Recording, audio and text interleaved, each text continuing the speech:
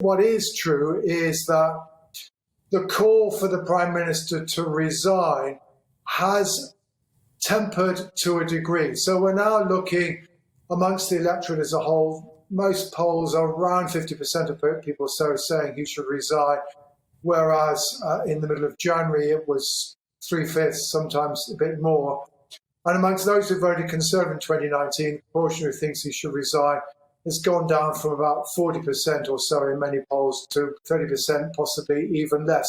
So it's also clear at the moment that the call for the Prime Minister to resign has weakened. And the Prime Minister's personal popularity in pretty much now back to where it was before Partygate broke, before the Owen Paterson affair story started, but still much weaker than it was 12 months ago. So, yes, the Conservatives are not, and Boris Johnson personally are not in as difficult a position.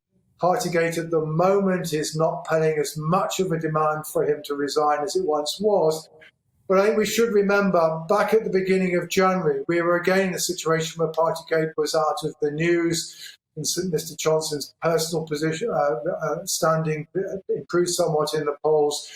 Then we had another wave of revelations, including revelations involving the Prime Minister, and things went back to where they had been in December. So I think the crucial thing is what happens if, and of course at the moment it's very, very much an if, the Prime Minister himself becomes a person involved, primarily because he in the end faces a fine. And we're clearly not in that position. We may not be in that position for quite some time. We're hearing that the Metropolitan Police are now off interviewing witnesses, perhaps before they issue very much in the way of fines. And that perhaps may well involve any events that might potentially involve the Prime Minister.